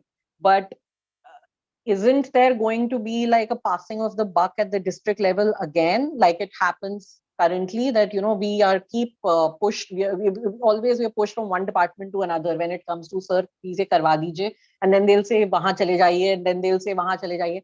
I don't know if there is another committee that is coming up for that. So very, very important points these are, that should be mentioned in the questions to the government or the recommendations. Very true, ma'am, because I would like to weigh into your views, because I think that the whole discourse around forming committees, it is actually saturating the entire policy domain with only forming committees as their, I would say, concern, rather than comprehensively tackling the issue in a very decentralized manner. Because what I feel as a student of development and politics, I feel that as much as menstruation is, a physical process and also a hormonal process which relates intimately with mental health, I think it also relates with a lot of social dynamics which should not be simply on paper. Because what I feel is that the way you did, dwell upon these experiences, that while our infrastructure is completely lacking in facilitating the access as well as the advocacy end of these initiatives, I feel that, suddenly popping up with a few computers and facilities for just one day, it creates the sentiment that, even the government is not taking it as seriously as it should. It becomes sort of a field day.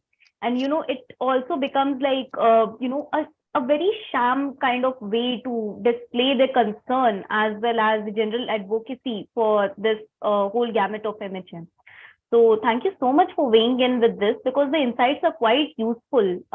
Because I don't think that the policy documents or other policy evaluations from the government do mention these kind of loopholes. They are mostly concerned with painting a very superficial picture. And I don't think that unless and until we further the gamut of research and development, we are actually going to get into the bottom of all this. So yeah, I think Shital ma'am also wants to say something. So Shital ma'am, please unmute and let us know what you want to say. Yeah, I just wanted to emphasize on Payal ma'am's another point which she raised right now, on the menstrual part of it. How do we make children aware the point where they start menstruating, they have a lot of questions, lot of issues which are unanswered, and the school also does not give them correct answers to it, or they don't address to the questions even sometimes. And it's very true that there are no counselors in the village schools, rural schools. Even I've seen schools in urban settings also, there are no counselors available for these kind of questions when these kids have about menstruation, because sometimes it's very difficult to ask their own parents, peers. Sometimes it's very difficult to even have certain questions they cannot ask their own parents and classmates and family. So how do they address those kind of questions? So we came up with a solution. We also face this is an issue. So the solution to this is only one step at a time. That is, whenever we get a, a, a chance to go to a rural area and see the schools we make it a point that we visit schools and arrange sessions from fifth standard onwards, where the girl has just started menstruating or she has not even started, but she wants the prior information about the fact that what's going to happen in a year or a 6 months time with her. And there are a lot of videos, lot of illustrations available, which are correct information. We validate those information before using, and then validate those information, and then we try to, whatever NGOs we are connected to, we try to train the representatives in those NGOs about the menstrual knowledge, that why it happens, how it happens, what are the changes of an adolescent body. And then we try to organize these kind of sessions through those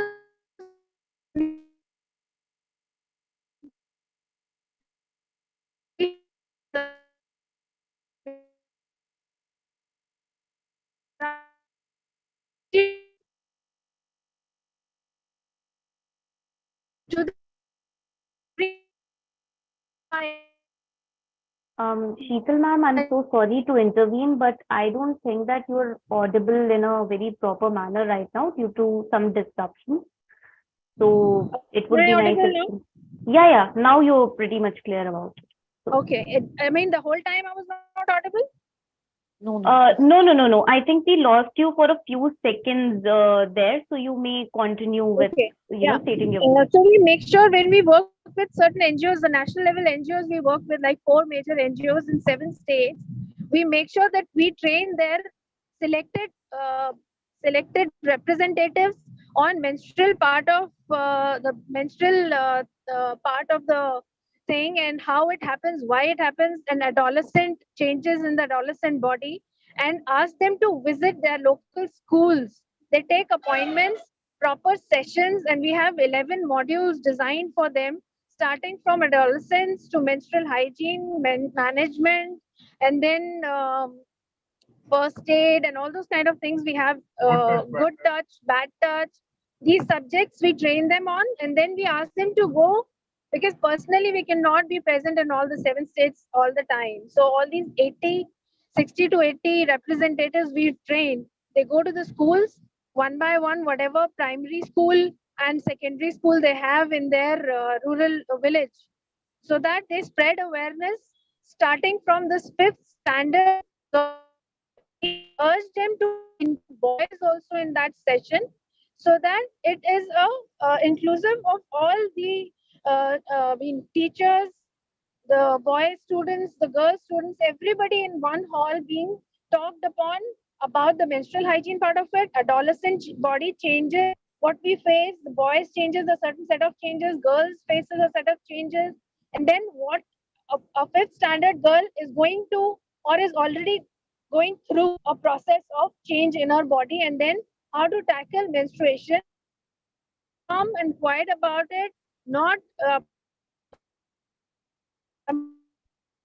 then ask questions freely. If you can't ask questions freely, we distribute slips, empty slips to them, and then we ask them to write their questions, not with their names on it, and put it in a basket at one place. And then one by one, we take up those questions, anonymous slips.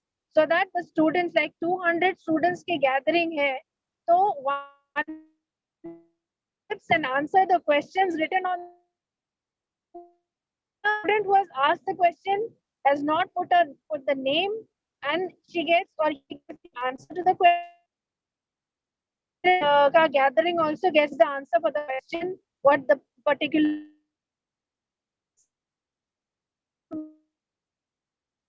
small baby steps we are taking people to more and more take part in to go visit their local schools and educate about, spread awareness about menstrual hygiene, management, adolescence, and all the subjects they've added to in it. So I think more and more people can adopt the same in urban settings also.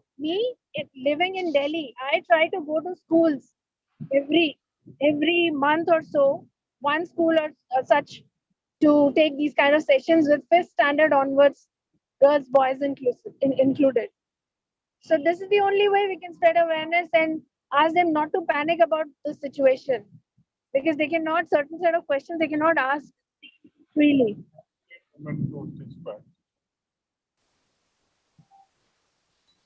I think I've answered Payal ma'am's concern about how to spread awareness. Hello? Yes, ma'am, you're definitely audible, yes. and we appreciate your suggestions as well as the answers to Payal ma'am's Yes. questions. Yeah. Now, I think I would ask Radhika to bring Sagarika on board with another concern that we would like to tackle in this session. Yes, thanks, Alamkrita. Sagarika, if you can hear us, can you please weigh in with your views? Yeah, hi. So yes, I think like I would like to add few points before, going forward. First of all, I think that lack of, education or lack of awareness regarding menstruation is so huge. Even though there are cities, like, as I said, the northeastern part of India is yet they need to get a lot of resources, which, maybe other metro cities are getting. So if we talk about counseling, or if we talk about privileges when it comes to menstrual health, there is still a huge hole in there, because a lot of students are not getting it. Even in the private schools, only few of these schools they are getting counselors when it comes to mental health, or menstrual hygiene, or any kind of issues which they are facing. But even private schools are not getting the basic private school students are not getting the basic education which they should get in terms of mental health and menstrual hygiene.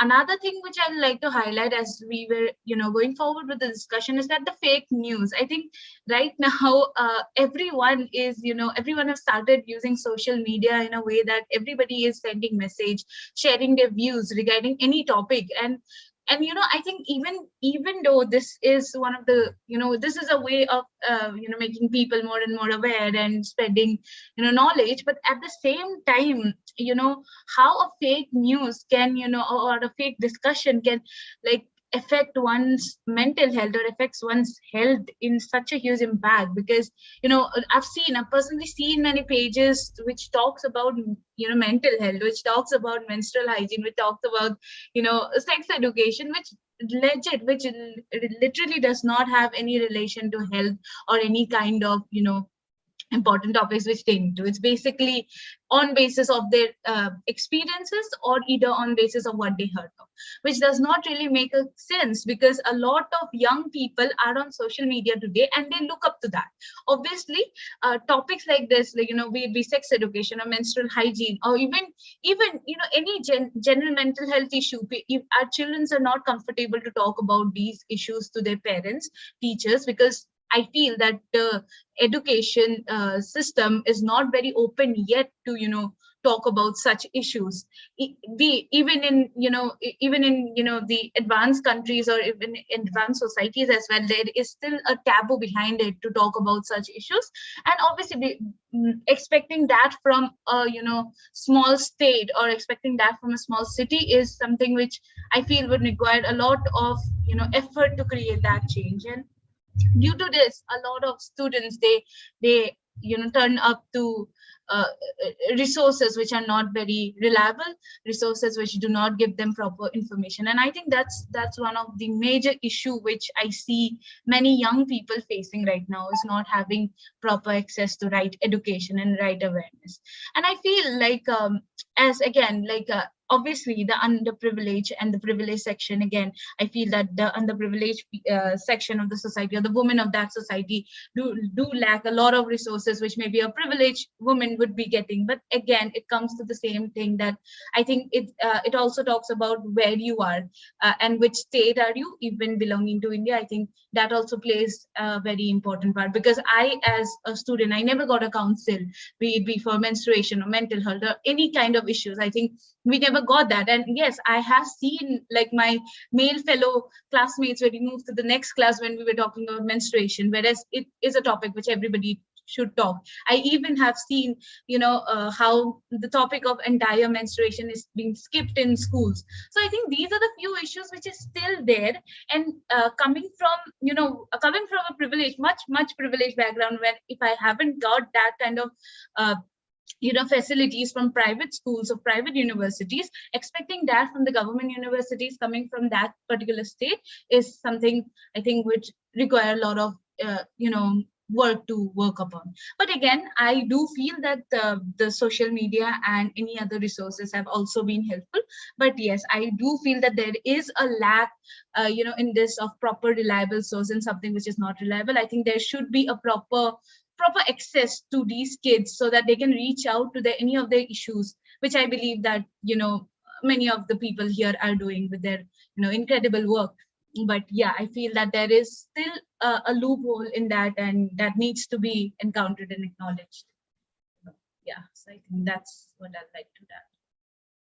Thank you so much, Sagarika, for elaborating on this situation of, the kind of urban deficit we have, even in, a lot of premier institutes which brush over the topic of menstruation and do not deal with it very comprehensively. And thank you for sharing your experience with it, because I think this has also been the experience of a lot of us when we were studying in schools. That menstruation was a topic which was hurried by, rather than being dealt with comprehensively and being discussed in depth with those who might be facing this in future. So that's very true. And I think with this, I would like to initiate the second round of the discussion, which will be quite brief given the paucity of time. Over here, we will be entertaining the questions from our interns as well as the participants in this discussion from the panelists. For the panelists. So I would like to invite all the interns to punch in their questions in the comment section, so that we can read it out, and maybe our panelists can answer that for you. Okay, so while our interns are coming up with these questions, I would definitely like to ask the panelists about a certain key action recommendation in the draft menstrual hygiene policy, which deals with developing clear, concise, and culturally appropriate messaging that addresses the specific needs and concerns of target groups, using inclusive language to avoid stigmatizing menstruating individuals. Now, coming from that, I think since Payal ma'am did hint about a certain well-known account or well-known influencers saying "Bal mat dho," don't wash your hair during menstruation, and sending such messages which are deeply related with alternative knowledge systems, and promoting them in the name of that, these were like better than the Western remedies which are imposed upon us. I would like to say, how do we deal with this kind of miscommunication which is going forward? Because one solution is to block. But then how do we actually, deal with this problem, as in, stemming this problem from the very root of it? So if the speakers have some suggestions and clear recommendations on this, which can be included in the gamut of policy and strategy map. So it will be like really nice to know. I feel like what all of us are doing, like civil society organizations, every international organization that I know of or local organization that is working in the field of sanitation and menstrual hygiene has been going to village and school to school. There is a separate methodology that we all follow when we go to schools and we go to communities, and all of that is being handled very well. I feel that is why there is an increase also. The numbers have become better from National Family Health Survey 4 to National Family Health Survey 5. So there has been an increase in the education and awareness, and all of us have been there, done that sort of a thing, and we are continuing to do it because India is such a huge population that we have to go from school to school and village to village and do everything that Ma'am Shital was also talking about, that this is what everyone is doing. But still I feel when I used to see these videos, I used to wonder that we have done so much, and despite that, there are so many views to these videos. So is it that we are going wrong somewhere, or there is like an information gap and whatever? So what we came up with is, and maybe I can just kind of suggest that as of now, apart from of course blocking, is like I said in the beginning, we have to include mass media to start doing series and consistent series on education and awareness, whether it's through radio, whether it's through Doordarshan, whether it's through those mohalla radios or mohalla clinics, where we need to be very, very dedicatedly working on the correct information, going to the villages or to the local settings, even in the urban settings. I think this is very important that whether it's newspapers, Hindi newspapers, like what we used to do at times was that, okay, like, if we could get hold of religious leaders of a particular place, then we used to kind of we used to ask them to start talking about awareness and education. So that was one thing that we used to do. We used to include religious leaders. If there is a particular community that will only listen to, let's say, a religious leader, so we used to involve a religious leader. Then we used to involve local radios who used to constantly talk about, like, every day they used to have a time slot that, okay, at this time slot, at this time, this is going to be talked about. In UNICEF, we used to have menstrual hygiene labs in schools, and we used to have a dedicated time during the assembly when the kids used to assemble in schools in the morning to give 5 minutes to just talk about menstruation in general. They used to pick up a topic every day, the students themselves, and they used to talk about that every day. And there was a dedicated room, which was like a menstrual hygiene lab, which was handled by the kids themselves. Like, of course, they were trained by UNICEF, but that was handled by kids, whether it was the material that was kind of presented there, or the products that were given there. There were two girls who were always, like, on a monthly basis, they were made captains of the menstrual hygiene lab in the school, and they used to deal with everything, whether any question that a student used to have, whether any doubt the student used to have, or whether any sort of difficulty that the student used to have. And then that student used to then get in touch with the local committees or us. We used to have our people also there, who used to visit schools on a very regular basis. So as of now, I feel that the government has to include these in the recommendations as on a very. I think the key here is consistency. I'm constantly talking about, like, you have to be consistent. It's not like that, okay, we have like when we are going for a project in an area, and even though it is all community led later, we'll obviously leave a village, we'll obviously leave a district, but we have empowered the community there, who is going to take care, or who's going to take forward the teachings that that particular organization has done there. But I feel that when we go back ourselves and we go back to those places after a few years, we feel that there's been a lack of consistency. So consistency is something that is consistency and patience in this. The government will have to do this. I mean, there are no two ways about it. You will have to keep tackling misinformation, which is the second step, but you have to keep first informing the students through these 3-4 ways that at least we used to carry out. And those are the examples that I can give. I'm sure others here would have tried other things and they can give examples of that. Thank you so much, ma'am, for answering that question quite in depth. And I think that we will be moving on with other participants' questions too. So, Radhika, I request you to read out the questions from our participants. Yes, yes. There's a question addressed to Payal ma'am from Ayush. He says the draft policy involves many stakeholders and ministries. While it is important for better allocation of resources, one might feel that the involvement of many stakeholders might hinder the swift implementation.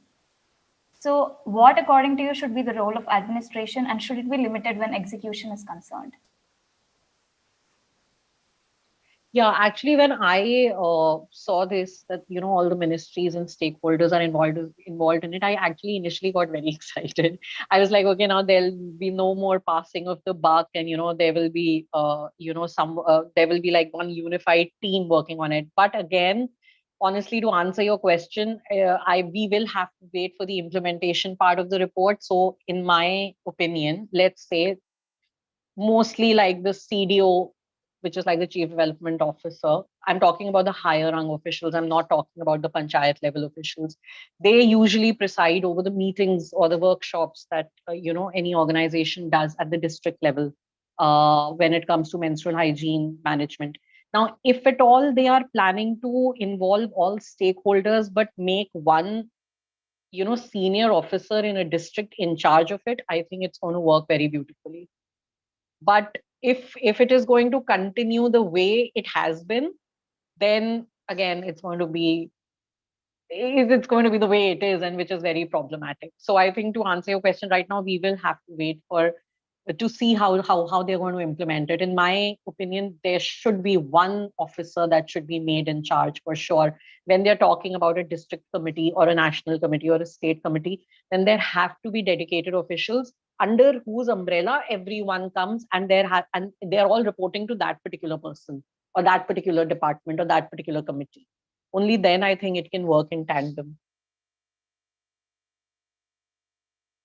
Thank you so much, ma'am, for tackling that question. And Radhika, I would request you to read out the other questions. I think we have 4 questions in all from our interns. So please, it will be good if you read it. Yeah, of course. The next question is from Nana. Nana says that I think the number one priority when buying menstrual products is how comfortable it is, and it should be leak proof. So, how do you convince, or rather highlight, to younger girls about sustainable products, which might seem not so reliable as compared to modern products when they have so much fear and uncertainty when beginning their periods?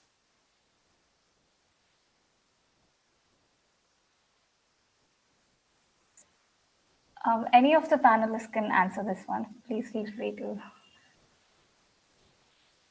Yes, Shital ma'am, please go ahead. Yeah, modern products cannot compete cloth pads is a myth, basically, because a few years ago, when I was introduced to this pad by Mr. Jain, I was also very skeptical about how will it behave, is it leak proof, and will it be as compared to the modern product what I'm using. I was using disposable pads only, plastic pads 6 years ago. But I started first of all, so I made the pad myself, and then I started using it because whomsoever I used to talk to about the pad, I could not convince the person fully because I myself did not use that pad. So to convince the person fully to talk about that pad, to advocate about that pad, I had to use it myself. And once I switched to cloth pads, I mean drastically experienced a comfort. I mean, as compared to using cloth, the disposable plastic pad, and then it was perfectly leak proof. It acted like for 4 hours, 4 to 5 hours, perfectly absorbed all the, without leakage, it absorbed very nicely. and then I introduced that pad to my elder daughter, who was then started menstruating, and since then she is using the cloth pads only, and she refuses to use disposable pads because she feels that it is plasticky, and I mean she feels irritated about the fact that she has to use a plastic product. उधर से सोच के and then my younger one, she also started using straight away from cloth pads only. And both of them, but my elder one has gone to college. Entire school, she has used cloth pads without a hassle. The younger one goes to school. She's in 8th. She uses cloth pads. She takes a set with her, and the elder one has started advocating about the cloth pads as well. So it's only the switch. If you talk about it, if you just keep on thinking about it, how will it behave? It won't bring a change, as it did not bring a change in me as well. But first, when you start using it, or at least for a day, when you're at home, when you're at your own comfort zone, you can use the pad, build confidence, and then you'll feel the difference of using a disposable against the cloth pad.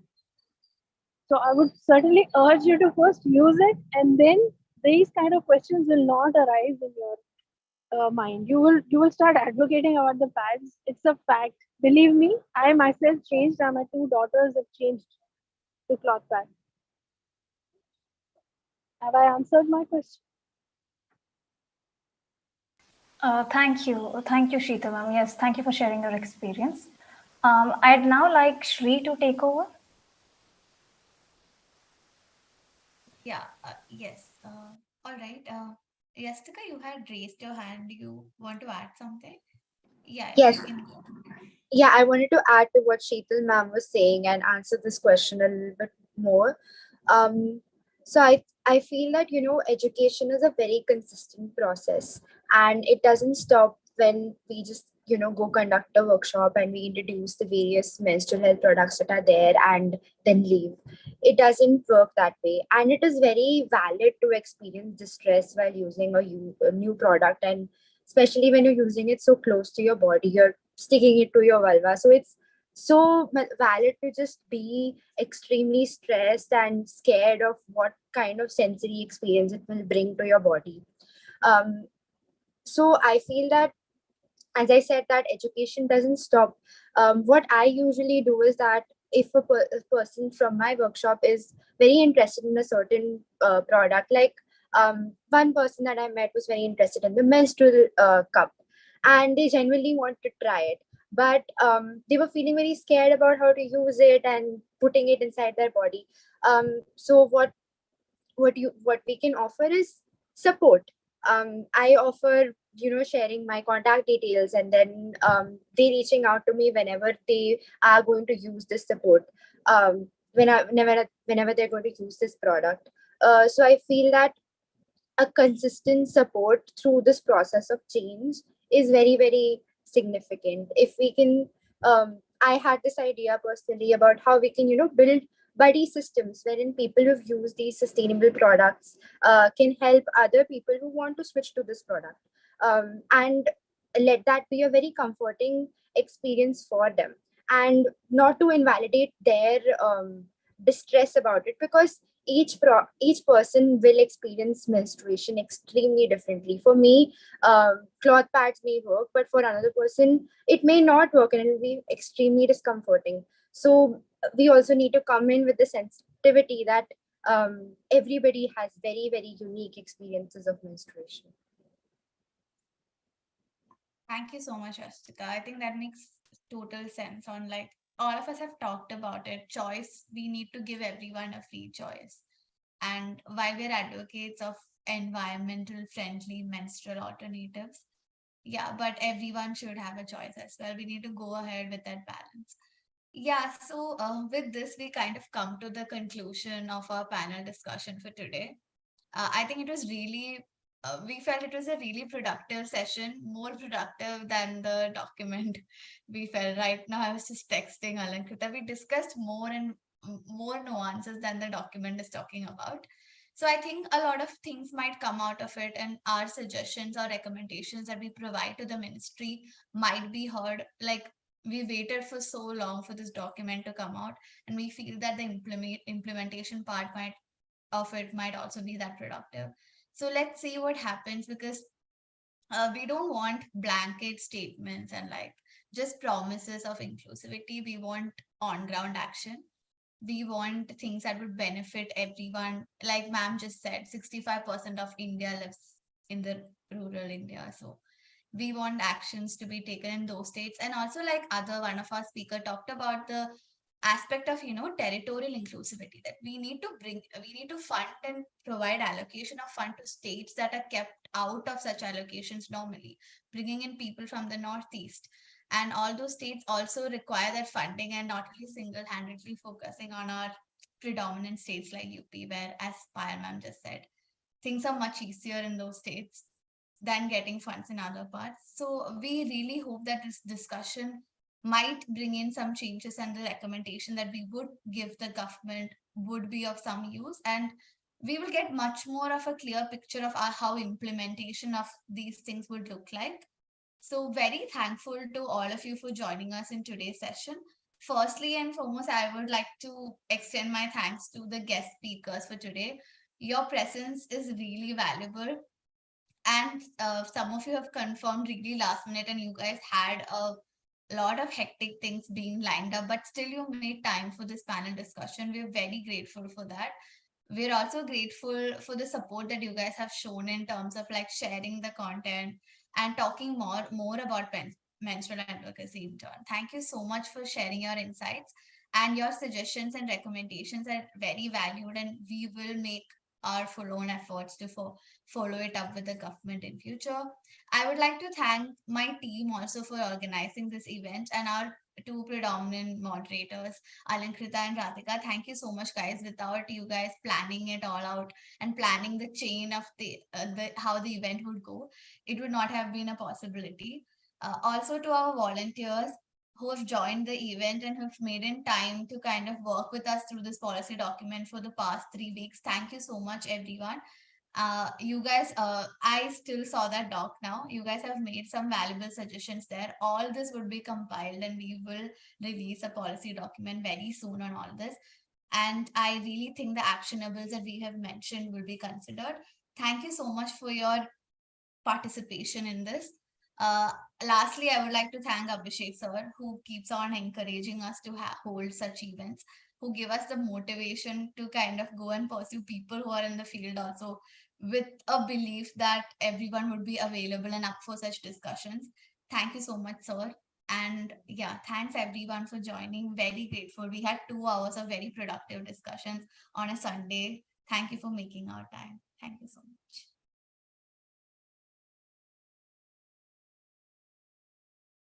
Okay. I think I might go off live now. We'll be circulating a feedback document and also like a detailed document for like more written recommendation to everyone, not only on to the panelists, but also everyone on this meet. So please mention your recommendations, everything. I think Alankrita will be sending it across by tomorrow. Yeah, On we time. will be. I mean, we'll be very prompt with